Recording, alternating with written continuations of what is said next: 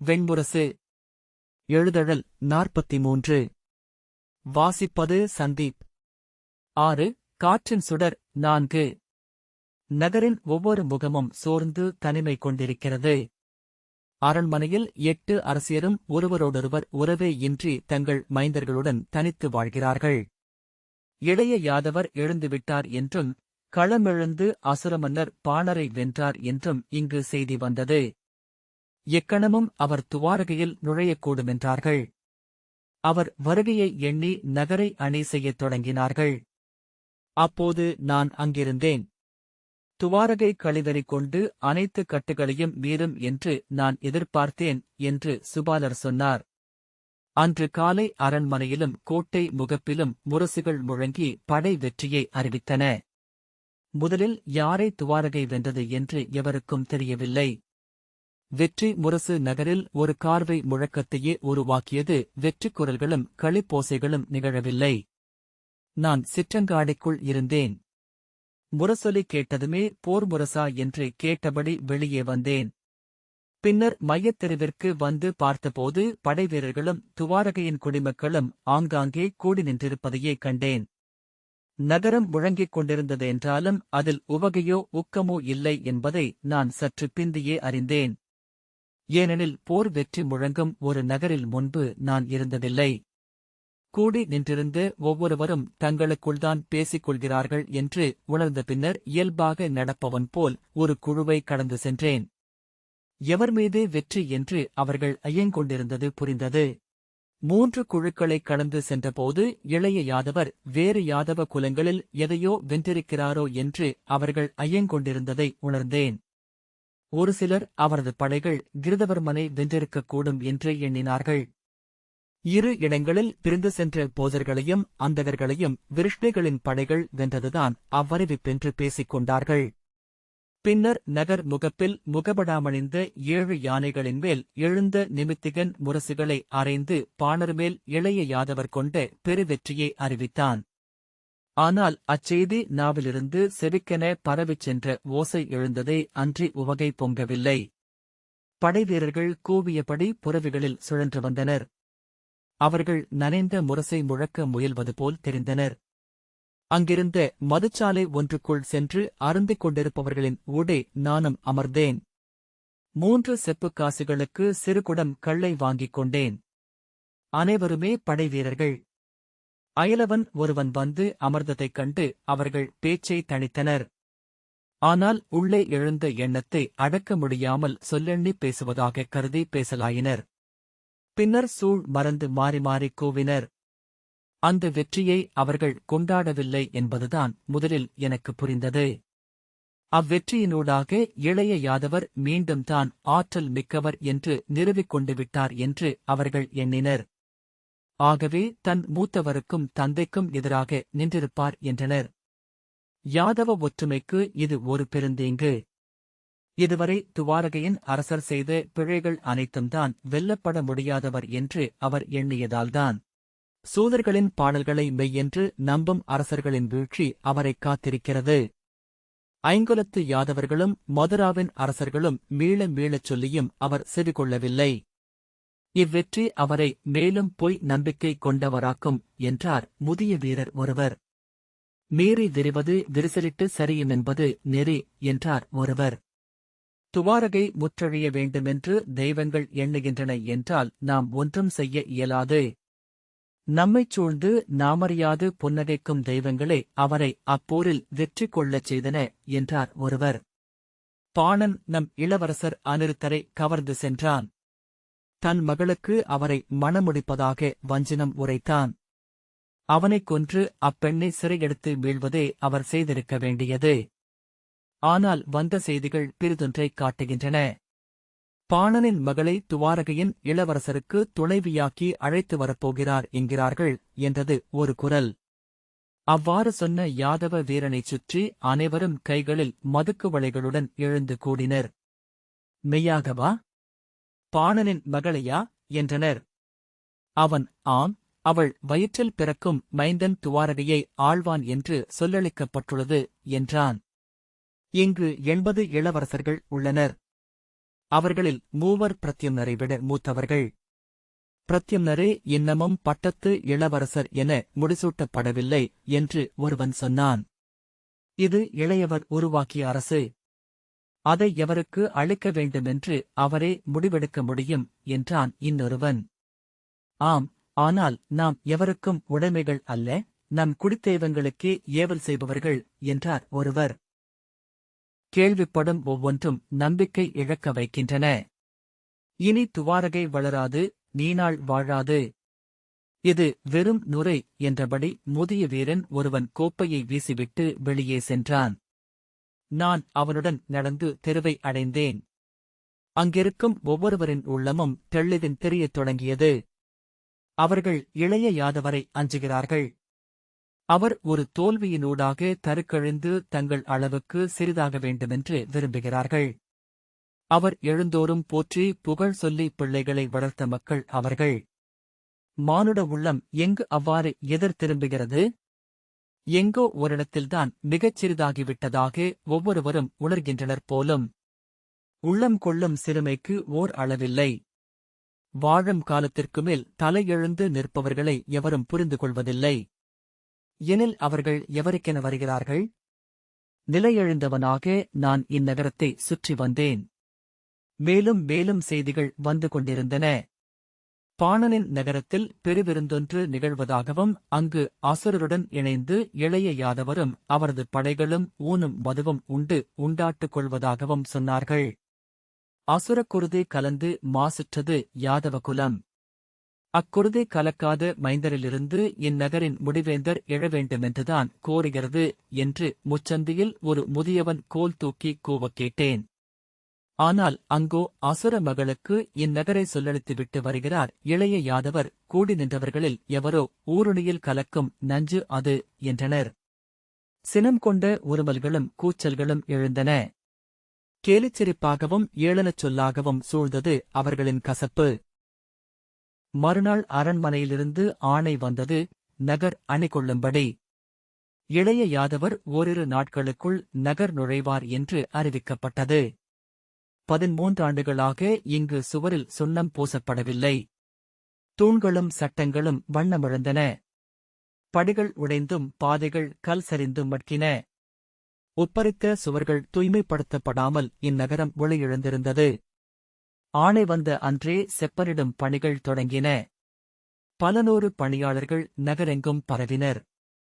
கண்ணெதிரில் மங்கிய பழைய ஓவியம் வண்ணம் கொள்வது போல் நகர் புதியதாகி எழுந்து வந்தது. ஒவ்வொரு மாளிகையையும் முன்பிருந்த வடிவில் கண்டபோதுதான் அவ்வடிவில் நினைவில் இருந்ததையே நான் அறிந்தேன். மீளறு கொண்ட நகரினூடாக சுற்றி வருகையில் மக்கள் உவகையில் பங்கெடுக்கவில்லை என்பதைக் கண்டேன். அவர்கள் புத்தாடை அணிந்து கொண்டார்கள். இல்லங்களுக்கு முன் தோரணங்களும் அணித்தூண்களும் அமைத்தனர். கொடிகள் அனைத்தும் புதிதாக எழுந்து பறந்தன.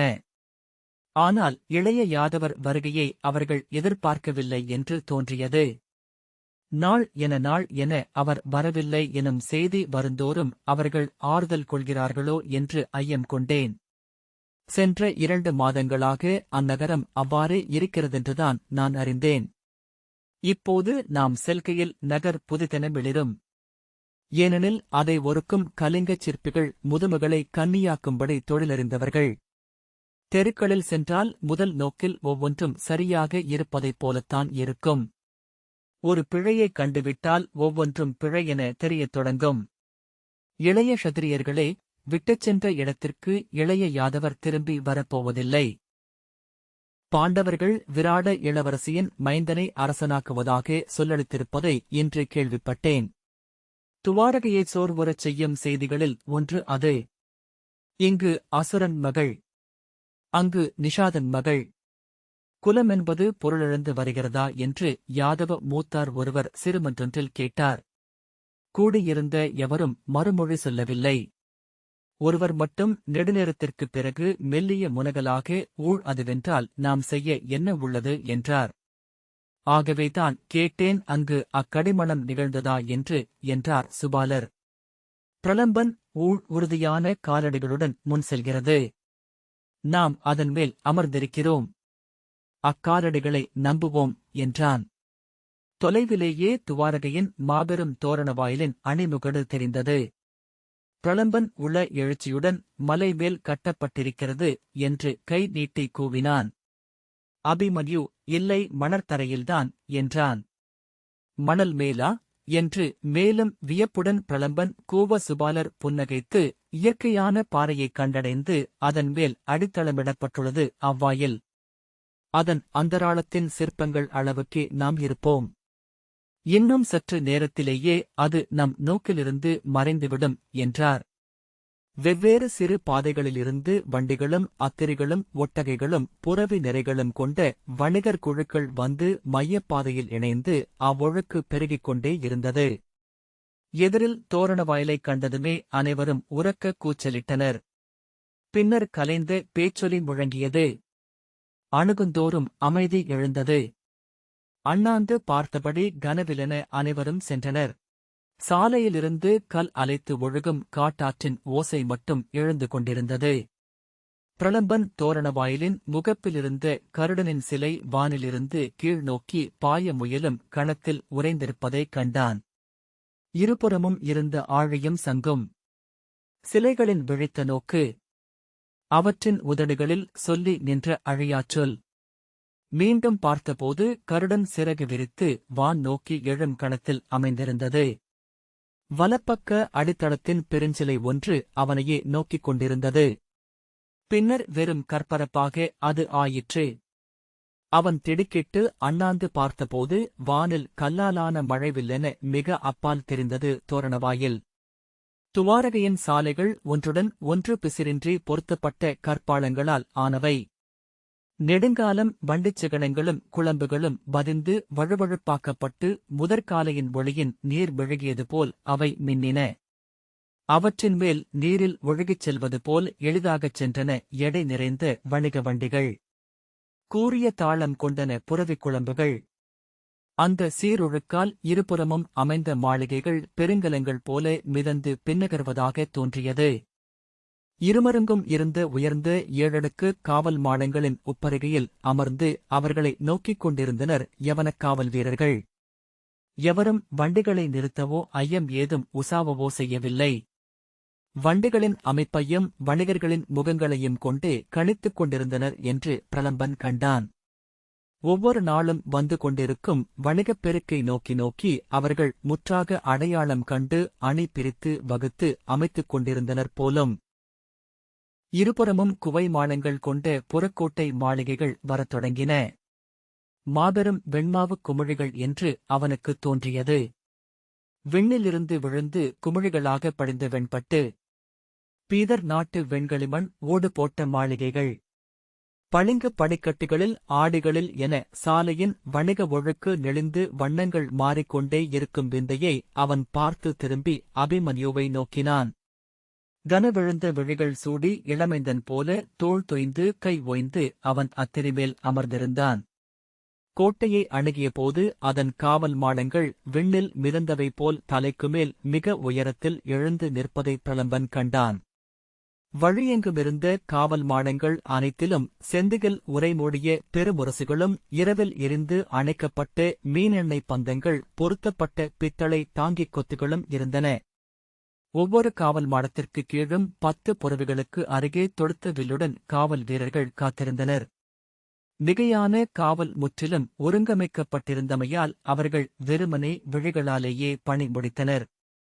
கோட்டையின் கீழ் சென்று நின்றபோது அதன் காவல் மாடங்களில் எழுந்து நின்ற கைவிடுபடைகளின் தொடுக்கப்பட்ட நாணில் இறுகி நின்றிருந்த 10,000 அம்பு முனைகளின் கூர்களை தனது உடலெங்கும் பிரலம்பன் உணர்ந்தான். கண்ணுக்குத் தெரியாத வலை என அவனை கவ்வி காற்றில் நிறுத்தின அவை. நிமிர்ந்து நோக்கியபோது அத்தனை கூர்களும் தன்னையே நோக்குவதைக் கண்டு திடுக்கிட்டு விழித்தாழ்த்திக் கொண்டான். சுங்க நிலைகளை நோக்கி வணிக அணிகள் பல திரிகளாக பிரிந்து சென்றன. அபிமன்யு அவனுடன் வந்த குழுவின் பெருவணிகன் அருகே சென்று தலைவணங்கி, இனி நாங்கள் பிரிந்து செல்கிறோம் வணிகரே. தங்கள் கனிவிற்கு நன்றி என்றான். அவர் மறுமொழி சொல்லாமல் தலைவணங்கினார். பிரலம்பனும் அபிமன்யுவும் வணிக நிறையிலிருந்து பிரிந்து உள்ளே செல்லும் குடிநிறையில் இணைந்து கொண்டபோது சுபாலரும் உடன் வந்தார். நீங்கள் அக்குழுவைச் சேர்ந்தவரல்லவா என்றான் பிரலம்பன். இல்லை. நான் ஈ போல எங்கு வேண்டுமானாலும் சுற்றிப் பறந்து அமரலாம். அனைத்தும் உணவே என்றார். கையை விரித்து, ஆனால் இப்போது உங்களுடன் வர விரும்புகிறேன். நீங்கள் எவரென்று தெரியவில்லை. ஆனால் உங்களுடன் வந்தால் மறுமுறை இந்நகருக்குள் நுழையும்போது நான் சொல்வதற்குரிய கதைகள் சில இருக்கும் என்று தோன்றுகிறது என்றார். பிரலம்பன் மறுமுறை இந்நகருக்குள் நுழைய வாய்ப்பின்றியும் போகலாம் வணிகரே என்றான். சுபாலர் ஆம், அதுவும் நிகழக்கூடும். நெடுநாட்களாகவே இறப்பின் விளிம்புகளில்தான் அலைந்து கொண்டிருக்கிறேன்.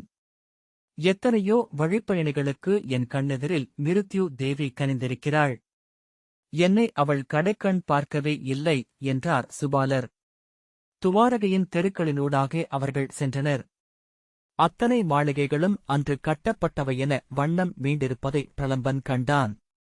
பட்டுத் தோரணங்கள், ஓவிய அணித்தூண்கள், காற்றில் சிறகடித்த பாவட்டாக்கள், செயற்கை மலர்களாலான மாலை நிறைகள், வண்ணம் பொலிய வசந்தம் எழுந்த காடன சாலைகள் மாறிவிட்டிருந்தன.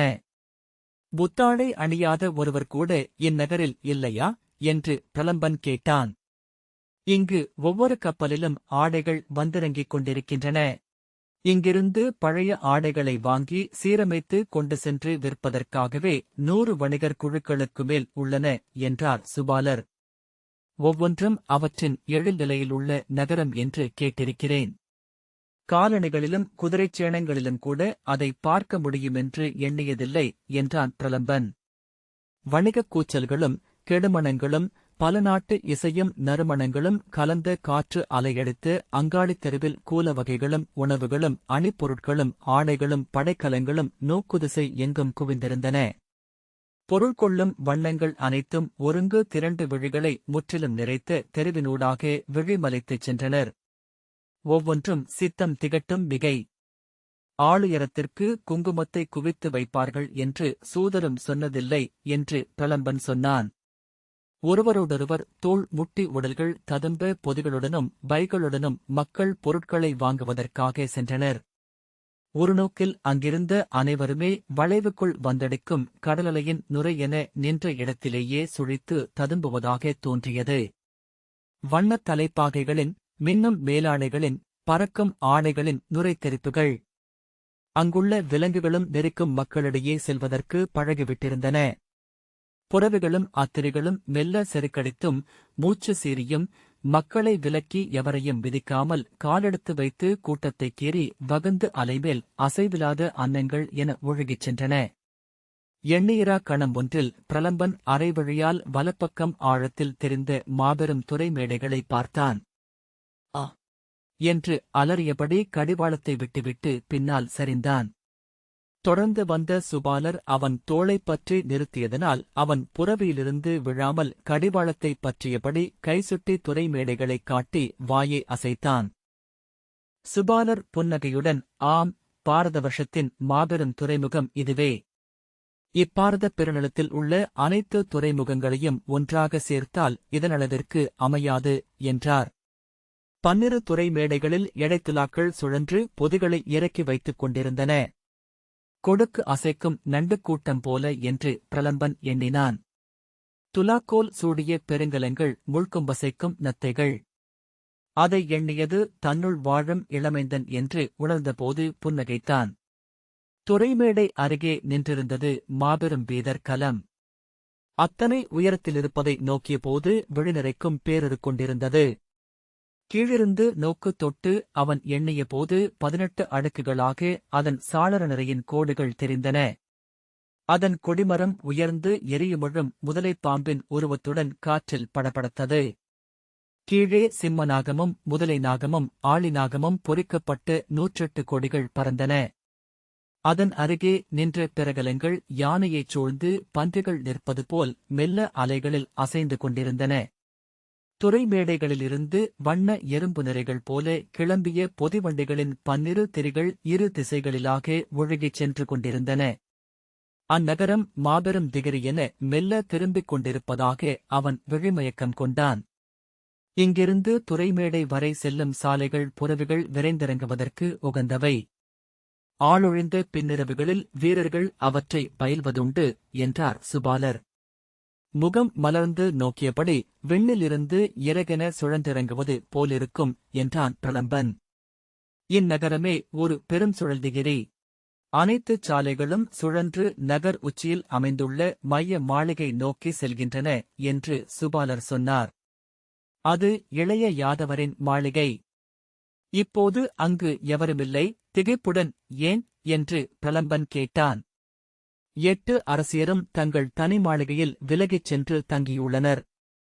இந்நகரம் விழிக்கு ஒற்றைத் திகிரி எனத் தோன்றுகிறது. உண்மையில் இது 8ஆக பகுக்கப்பட்டுள்ளது. அறிந்திருப்பீர்கள், இளைய யாதவருக்கு 8 துணைவியரிலாக 80 முதன்மை மைந்தர்.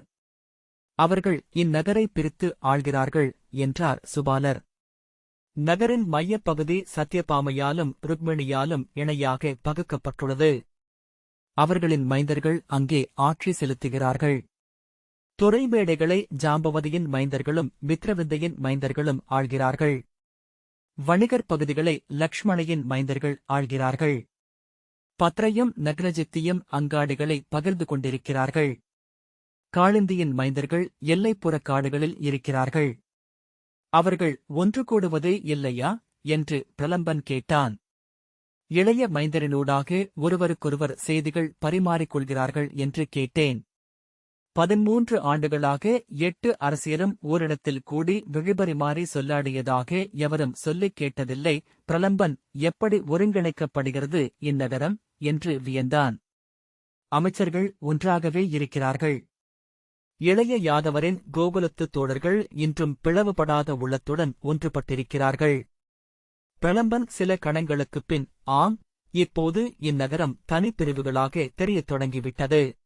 அங்கே துறைமேடை 2 பகுதிகளாக வெவ்வேறு வண்ணக் கொடிகளுடன் உள்ளது. துறைமேடையின் வலப்பக்கம் நன்கு ஆளப்படுகிறது. அங்கு வண்டிகள் முட்டிச் சரிந்து நிற்பதில்லை. இச்சிறு பொழுதிற்குள்ளாகவே இடப்பக்க ஒழுக்கு 3 முறை தயங்கி நிற்பதைக் காண்கிறேன் என்றான். சுபாலர் நகைத்து, இனிமேல் இந்நகரில் வேறுபாடுகளை மட்டுமே உங்களால் பார்க்க முடியும் என்றார். சுழன்று செல்லும் பாதையின் இருபுறமும் அமைந்த 7 அடுக்கு பெருமாளிகைகளின் முகப்பில் இருபுறமும் கொடிகள் பறந்தன.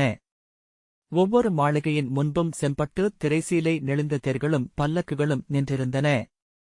யவன பல்லக்குகள், பீதர் நாட்டு சகனங்கள் கொண்ட தேர்கள், கலிங்கத்து பட்டு திரைச்சீலைகள், திருவிடத்து புலனடிச்செதுக்குகள்.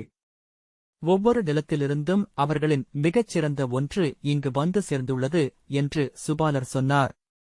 விழிகளை பரந்தலைய விட்டு முற்றிலும் உடலில்லாதவனாக அச்சாலையினூடாகச் சென்ற பிரலம்பன் நெடும்பொழுதுக்குப் பின் தன்னுணர்வு கொண்டு அத்தனை மக்களிடமும் ஓர் அயன்மை தெரிகிறது. தன்னை மறந்து உளப்பெருக்கு எவரிடமும் இல்லை என்றான். இளைய யாதவர் நகர்ப்புகவிருக்கிறார் என்று அறிந்து எக்கணமும் காத்திருப்பவர்கள் போல் இல்லை. எதையோ உளம் கறந்திருக்கிறார்கள். பிரிததற்கோ காத்திருக்கிறார்கள். முதன்முறையாக அபிமன்யு திரும்பி அவனை பார்த்து, அயன்மை கொண்டவர்கள் ஆண்கள் மட்டும்தான் பிரலம்பரே. பெண்களை பாருங்கள். அவர்கள் அனைவரும் காத்திருக்கும் விரகோத்கண்டிதைகளாக இருக்கிறார்கள். இந்நகரம் மாபெரும் முல்லை நிலம் போலிருக்கிறது என்றான். சுபாலர் உரக்க நகைத்து, ஆம், முல்லை மலர்ந்துள்ளது என்றார். அவர் சுட்டிய இல்ல முகப்பில் சரமுல்லை பூத்து வெண்முத்துகளாகச் சூடியிருந்தது. பிரலம்பன் தலை தூக்கி மாளிகையின் கூரை வரை சென்று அக்கொடிப்பெருக்கை பார்த்தான். உவகையுடன், ஆம், அவர்கள் அனைவரும் பிறிதொரு உலகில் வாழ்கிறார்கள் என்றான்.